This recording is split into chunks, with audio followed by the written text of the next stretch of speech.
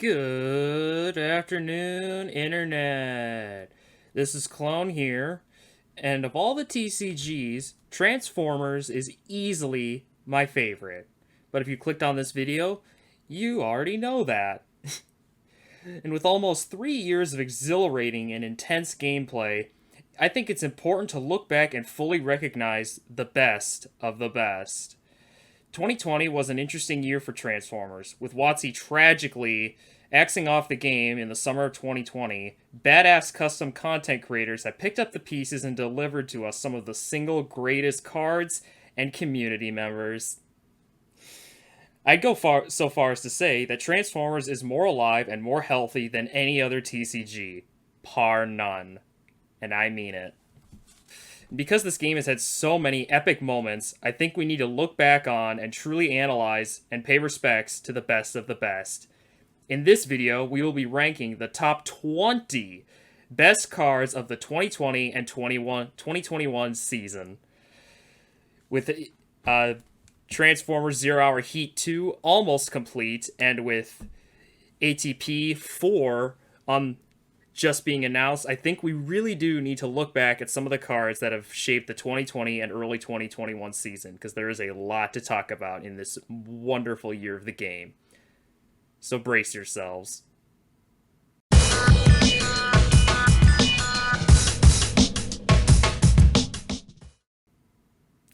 Full disclaimer though, we're only discussing the ATP and especially the 0 Hour meta to the side of things in that competitive realm. No disrespect to Bayformers or the Arc or any of the other content creators, we're just not as familiar with them. But there will be a video discussing their metagame and their cards sometime in the future. At number 20, I actually had a tough time deciding what was going to be number 20, so I decided to go with Magray, otherwise known as Magnetic, well, it's known as Magnetic Dysfunction Ray, but we like to call it the Magray. Magray is an infamous card that was released in Wave 5, and that's not going to be the only Wave 5 card on this list. It was a Wave 5 card that was absolutely brutal. Oh my god, it was brutal for Autobots, just ripping chunks out of Autobot teams without mercy. It resulted in a toxic deck building experience where simply just being an Autobot became the worst weakness imaginable.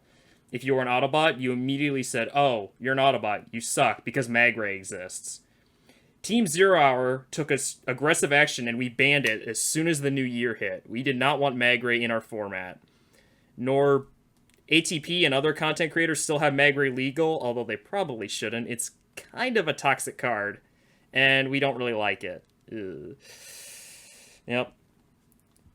The reason it's at the bottom of this list is not because it's not a powerful card or it shaped the game, it's because we banned it, and it's probably you're not going to see it in future lists if we do this in the future. Number 19 goes to Shockwave. Shockwave is as old as cards can get, dating back to Wave 3. Shockwave is an old school card, and everything about Shockwave just screams value. You can not only get to look at the top card of your deck, but you also get to yoink the top card of your deck if it's a Decepticon card or secret action. Shockwave can hold up 2 of his weapons, and those weapons make Shockwave just power up. He hits for base 11 a lot of the time.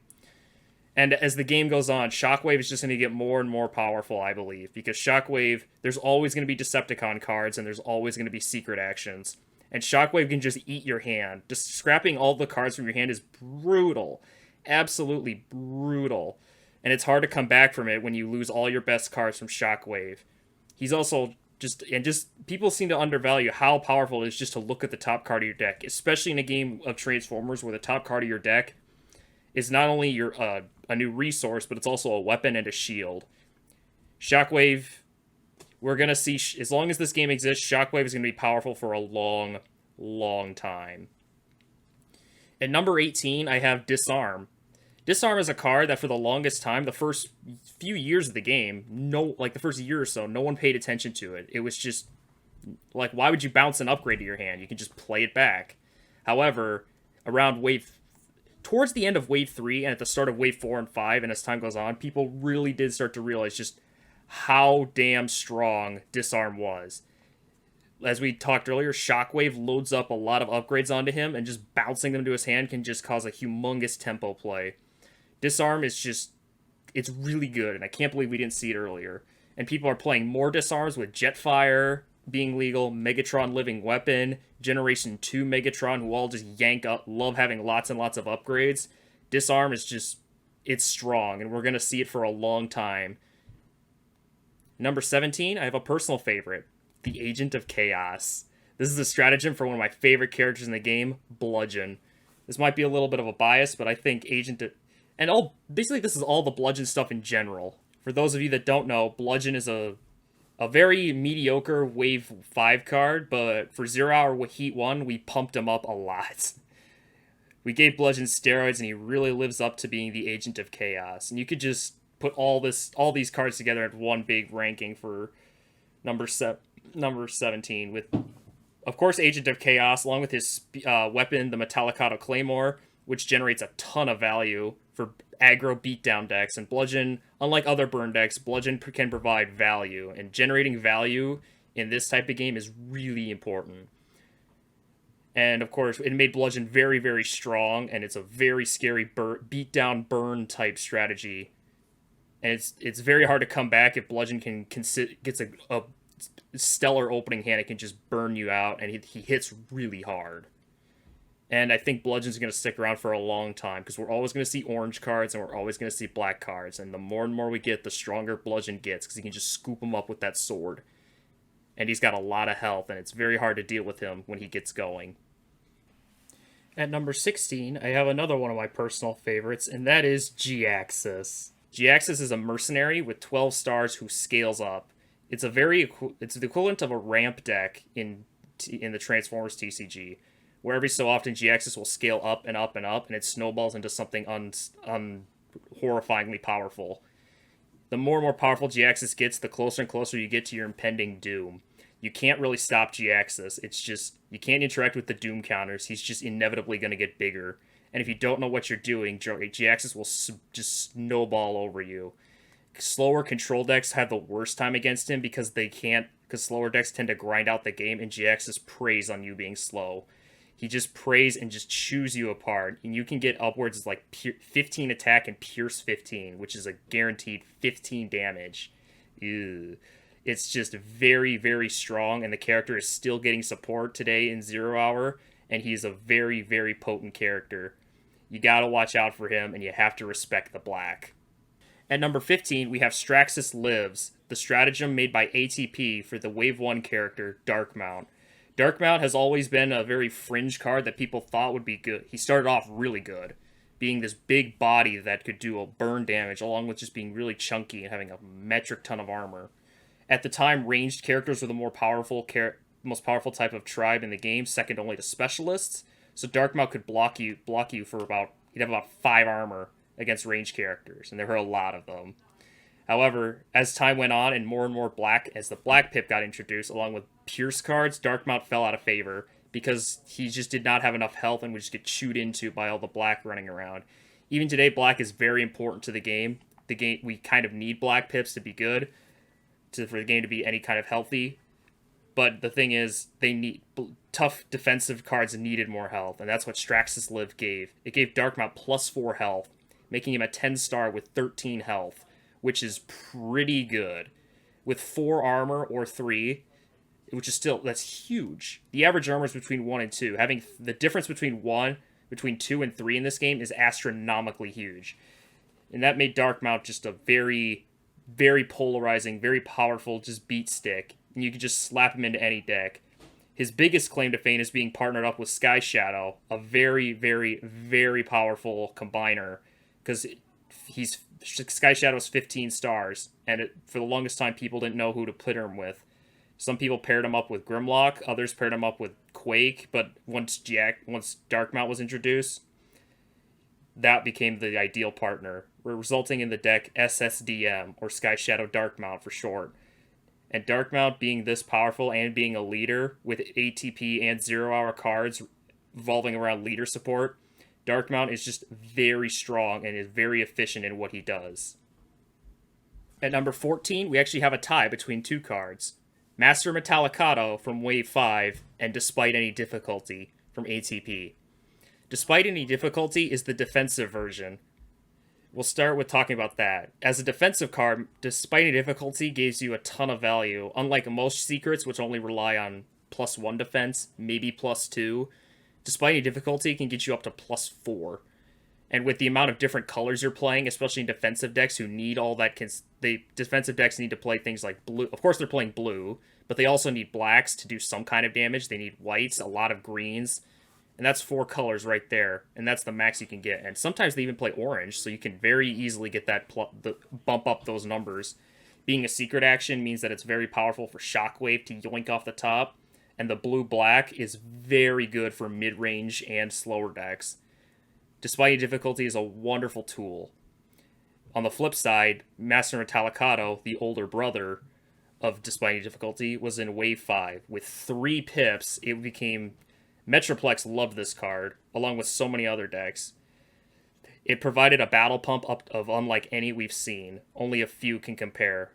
You can get anywhere between +2 and +5 attack. The average was being about +2, but with the amount of boosts it gave and the fact that it had 3 pips, Master Talakado dwarfed over things like Leap into Battle and other battle pumps that came before it. And there was no reason not to play it, because everybody had, it had the 3 base tribes, Specialist, Melee, and Range, so you were always getting some kind of value from it in terms of pip colors. It was very strong, and it still is, and I don't think we're ever going to see Master Talakado go away. And at number 13, we have the new kid on the block, Overlord. Overlord is a very powerful control deck that is similar to G-Axis, just wants to ramp up. Overlord has received a lot of top 8s, not so much in 0 Hour, but a lot, and I mean a lot, in ATP. Overlord, he gets more and more powerful the more characters that die, and dying in Transformers, characters that are in the KO, it's inevitable. So he's inevitably getting more and more powerful. Unlike G-Axis, where you can kind of somewhat stop, Overlord, no, you cannot stop that. And another thing with Overlord is that he's a tank and a plane in both bot and alt mode. I don't know why, but he is, and that means one thing: 2-pronged attack, which was always considered very strong, but no one really knew how to use it. Earlier on, around Wave 3 and 4, around Wave 4, people first tried it with Blitzwing to some but 2-pronged attack with Overlord is disgusting. It makes Shockwave envious of how much value you can generate and how many cards you can scrap. Along with Overlord just pumping out so much value, he's just churning out so much power. The only way to stop him is to really just either just get a Belligerence or some other powerful card to stop him, disarm him, or just hope for the best. Overlord is a very tricky matchup, and we're going to see him for a good long while. However, I can't rank him very much any higher because he's only really become the biggest threat in ATP. In 0 Hour, he's still horrifying, but I think there's ways to deal with him better in 0 Hour because there's just a bigger card pool. But Overlord, you still gotta respect him and understand he's coming to get you. At number 12, we have a controversial card. This is Bevy of Darkness. Bevy of Darkness is one of the only cards in the game in the history of 0 Hour to be nerfed. The card originally would heal your Tidal Wave, a character who was notoriously awful.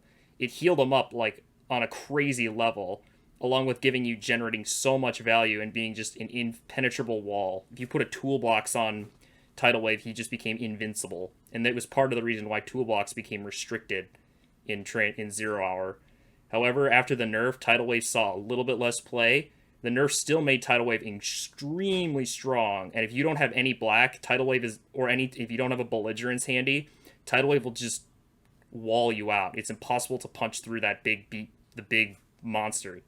And he will just keep walling you off, and he hits really hard. People really underestimate how strong Tidal Wave can really hit. Pre-nerf is probably why this card got so high up. I think it wouldn't even be on the list post-nerf, but the pre-nerf version was pretty infamous. At number 11, we have a 3-way tie between the 3, they call them the health heads, or the only headmaster characters you actually play. Kreb, Briscoe, and Grax. They all do the same thing. They all give you plus health, and health is something that until we really didn't realize how important it was and how much we had to appreciate your health total. Most notably is Fangry. Fangry is a 6-star with 11 health, which is already pretty good. Giving him a head makes him a 7-star with about 13 health at the minimum. And even if you punch through that incredible value of stats, you still have to deal with the head itself, which has between 2, 3, or 4 health. And that's alone is just frustrating. Combined health, if you gave Fangry Grax, that's 16 health on a 9-star. Yikes. Plus, that's 5 more health you have to... I think it's 4 or 5 more health you have to deal with on Grax, which is a lot. That's combined total. That's but like 20 or 21 health total. It's absurd. The health heads, we just have to respect them, and they aren't going anywhere soon. As long as the game exists, designers and custom content creators have to understand and respect the health heads. Now breaking into the top 10, we have Quake. Quake is... I'll give you guys a minute to just boo and hiss and throw things at the computer as we talk about Quake. You done? Okay. Quake is a burn deck, plain and simple. However, Quake's burn is basically an atom bomb. It sets off a chain reaction of nukes that just go boom, boom, boom, boom, boom, boom, boom. And it's just so hard to deal with. Quake on his own is very powerful. Normally, he'd be given in the infamous 3-head team of Fangry, Horrible, and Quake, where you'd give Fangry... Normally, you'd give Fangry Kreb, you'd give Horrible Briscoe, and Quake would get Grax. This led to a massive health total, and every time one of those characters is dead, Quake goes off. In more recent years, in the more recent times with 0 Hour, a new deck has emerged we like to call Hot Sauce Quake, which involves Quake using the Star Saber pieces, because the mini-cons in the Star Saber piece are incredibly low health, so making Quake combo off insanely quick with that chain reaction of bombs. Then you just give Quake the Star Saber, which gives him Safeguard 3, making Quake even harder to kill. And the partner you normally pair him up with is Horrible, or Fangry. Normally it's Horrible. And then you can just do chunks of burn damage. People need to have worked around Quake, and it's resolved in a very awkward meta where you basically have to have some form of burn protection in your deck or sideboard because Quake is always there. And Bludgeon. But Quake is just a nasty card, and I like to compare him to the Tron deck of Transformers, where you play Quake, you're the bad guy. At number 9, we have a control card, I Don't Believe in Destiny, from ATP. This is for the character Jetfire, one of my personal favorite Transformers characters, and this card is just another value machine. Generating value in the form of yoinking... Jetfire already had an amazing ability of yoinking upgrades from your scrap pile, but now with this, he can just yank all kinds of things, and they stick around. You can't get rid of them. This resulted in people using a lot of disarms, and ATP had to print Catch Off Guard and Take by Surprise. 2 power-crept versions of the card's ramming speed and Vaporize, which were good in their own right, but Take by Surprise and Catch Off Guard, they put them back in the deck to get around Jetfire, and people use them a lot. So much so that it's resulted in a general power level in terms of things where Requisition got to be printed because of the fact that Jetfire existed. And Jetfire himself is a very powerful thing, and he can lock you down. It's a very lock-type deck. It's a control lock-up deck, where you get things like Gyroblasters, along with Hollow Matters, and all kinds of other defensive tools that just make Jetfire an invincible wall. Pairing him up with characters like Red Alert from 0 Hour, or Jazz from ATP, makes it disgustingly hard to deal with because you can self-sustain and block off all kinds of damage. You better have your Take by Surprise, Catch Off Guards, and Disarms ready, because Jetfire is gonna wall you out. At number 8, we have my personal favorite cards. These are We Fix and Rampage, the Dinobot stratagems. If you know anything about me, I am kind of known for playing these guys. They tend to call me the Dinobot Devil, because I play the Dinobots so frequently. The Dinobots are my babies. I will play them as long as this game exists. They will always be mostly Grimlock. Grimlock has Trample. And We Fix gave them protection from burn, and gave them extra health. 2 things that the Dinobots really needed. And now they are... and Rampage made them incredibly chunky. It's very hard to take them down in one hit. It's going to take you several turns to punch into them. In which case, Sludge, you can use I Still Function to bring back Sludge and heal all the damage right off. It is absolutely disgusting. And incredibly hard to deal with. And I love the Dinobots for that. At number 7, we have Here's the Thing. I love the name of this stratagem. Here's the Thing is a Jazz stratagem, and it shuts off all Pierce. Pierce is an it's a controversial topic. Some people love the Black Pip, some people hate it, but you have to respect it. And Jazz does not respect Black Pips. He turns all blacks into whites. Yeah. And white pips have no effect on combat. If anything, they just mill your deck faster and you can lose key combo pieces or thin out the deck. But having nothing but white pips when you're trying to chew in made Jazz incredibly frustrating. In the beginning of the meta, people paired him off with Jetfire, but nowadays people have come across a more notorious version where you pair him up with Skywarp, Motormaster, and a few others to just wall off the opponent in a deck that I like to call Jazz with like 4 Zs, because it's very boring and very, very slow. You grind out the deck to an incredible halt, and you grind the game out to an incredible halt and spam secret actions to generate enormous value, and your opponent cannot do really anything. They can't burn you because Motormaster is present. They can't pierce you because Jazz is present, and the secret actions prevent all kinds of other stuff. It's very hard to deal with, and if you're not prepared, Jazz is going to eat you alive, and he still will. Characters like Fortress Maximus, the Aerial Bots, and G-Axis are automatically just weaker in comparison just for the fact that Jazz exists. At number 6, I have Hollow Matter. Hollow Matter is a card that we really did not expect to be so good, but all of a sudden now became the most important card to have in everyone's sideboard. Almost every deck needs a copy of Hollow Matter or some other way to stop burn because we have Quake, Bludgeon, Precision Fire, Organized Mayhem, Camion Crash, Gut Shot, and so many more. Petty Fighting, just so much burn is in this game, and burn is an important aspect to any card game. We have to have it, but Hollow Matter is really important. If you can't stop burn, you need a Hollow Matter in your deck. It's important, and things like Overwhelming Advantage even Grimlock's Trample gets stopped by Hollow Matter. The card is incredible. It's a frantic card. You need to grab it, and if it didn't have the green, I don't think we'd be talking about it. It'd just be burn all the time, because that green really does help, and the +1 armor makes it just perfect. It's a perfect defensive tool. Even some aggro decks are playing it just for the mirror match, and with things like I forget what it's called, but the Assault card from ATP where... Oh, it'll come to me soon. Or future me in editing, put up the name of the card on screen. But that card combined with a Hollow Matter is just a 2-for-1 on your opponent, because you're getting the Hollow Matter along with getting a Battle Pump that benefits having oranges. And burn decks there's been another increase in bashing shields. Originally people played 2 of them. Now people are playing as much as 3 or maybe even more in the sideboard. A lot of bashing shields roaming around in burn decks like Quake and Bludgeon because they need to get rid of Hollow Matter. At number 5, I have Snapdragon, otherwise known as the Nope Dragon. Snapdragon is a floodgate, plain and simple. Floodgates is a term used in card games to talk about cards that don't really... They prevent you from playing the game. Like in a game of rock, paper, scissors, imagine if you just couldn't play rock. That's what a floodgate is in North. For example, and what Snapdragon does... He prevents you from healing, which is a very niche thing, but as the game goes on, it's going to get more and more powerful. So things like the Dinobots need to heal, Red Alert and Trucks need to heal, and a lot of other decks love healing. Tidal Wave, they all need to heal, and Snapdragon prevents that. He also prevents you from resurrecting your character, so you can't do things like I Still Function with Sludge or the Insecticons. You can't move damage around, which is incredibly important for the Dinobots. I personally do not like this card, but I understand why it needs to exist, and floodgates in general, they're hit or miss, but sometimes you need to have them, but Snapdragon is really overkill.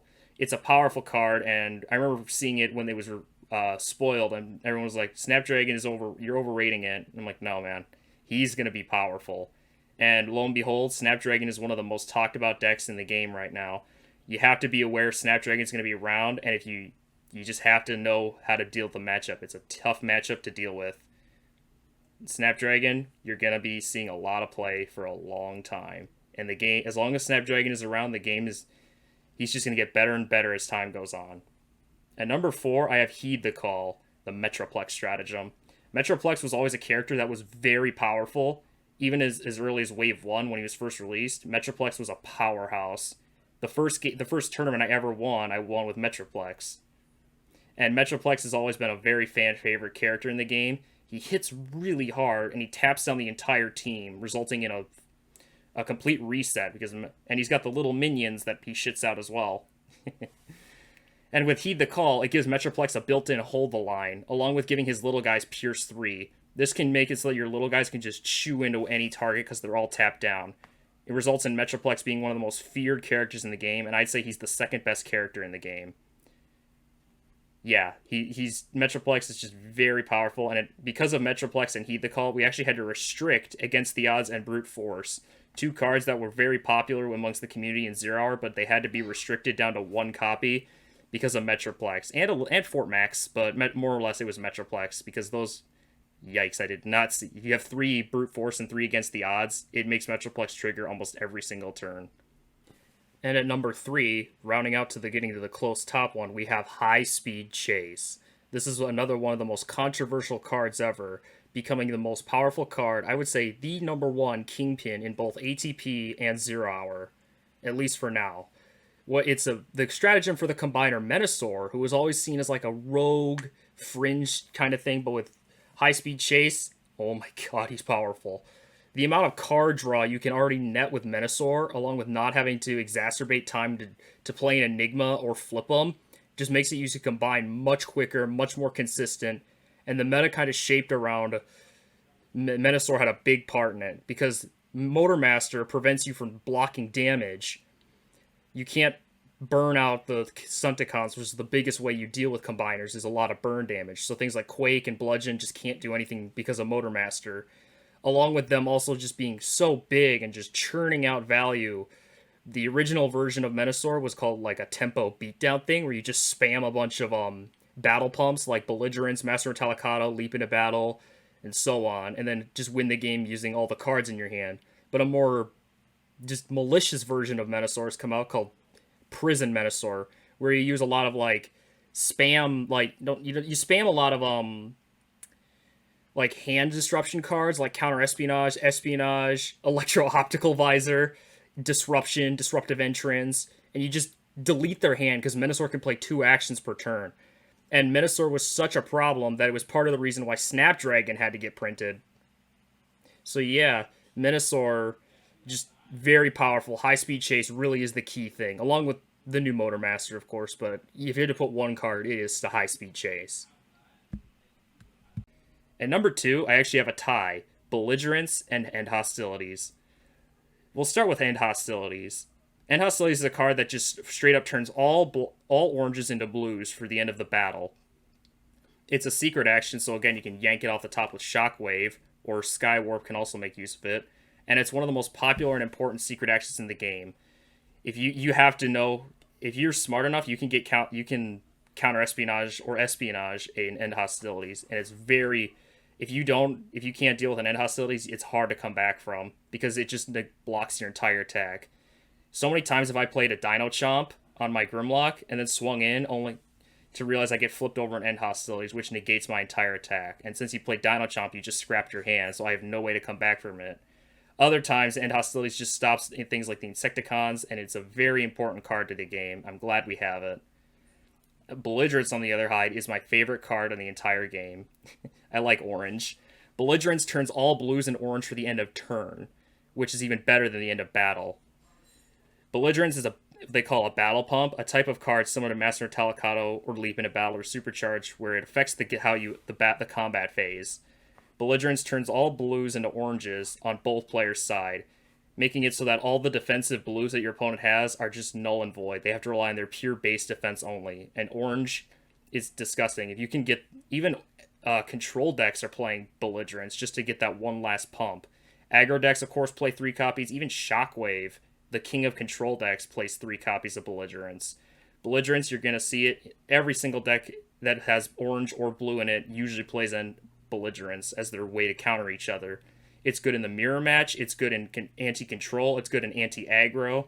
Well, not really anti-aggro, but more like anti-control and control v control mirrors. Just comes down in a control mirror. It comes down to whoever can top deck Belligerence first and can get their board set up quicker.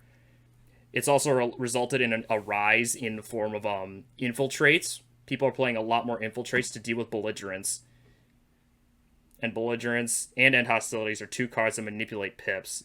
We're going to see them for as long... I think we're never going to stop seeing Belligerence. It's never going to be replaced. There's never going to be another Belligerence type card. We're going to see it forever. And at number 1, I have to give it to Counter Espionage. There's just nothing else I could put at number 1 that felt justified. It had to be Counter Espionage. Counter Espionage is, if you Counter Espionage is not in your top 3 or even top 5 favorite cards, you need to go back and reconsider your thoughts on the game. Counter Espionage rewards skill and ingenuity. It is a high skill, high reward card. Giving it a green makes it even better. You can pick it up at any time you need it, and it's. I like to compare Counter Espionage to the equivalent of if you took Pithing Needle from Magic the Gathering and combined it with Mystical Space Typhoon from Yu-Gi-Oh! It snipes cards from your hand and secret face-down secret actions, resulting in some very, very horrifying results. If you know what your opponent has and you're good at hand reading and the poker side of Transformers, Counter Espionage is going to be your best friend. Every single deck plays a copy of Counter Espionage. Every single one. At least one copy of Counter Espionage has been in every single deck or sideboard, or sometimes multiple, which you can't say for any other card on this list, except for maybe like... No, not even Belligerence, because I've seen black decks like G-Axis doesn't play Belligerence. Snapdragon barely plays Belligerence. Lots of decks don't play Belligerence or End Hostilities, but every single deck plays Counter Espionage, which is why I have to give it the number 1. It is a beautiful card. Counter Espionage is one of the best designed cards in the entire game. We love it or hate it. Well, I don't know anyone who hates it. We need it as a form of removal because it's the only surefire way anybody can remove secret actions, and it's the only way to help deal with hand sniping and deal with that problematic card your opponent has in their hand. That was the top 20 best and most important cards of the 2020 and 2021 season. My name is Clone, and we'll see you next time. Roll out.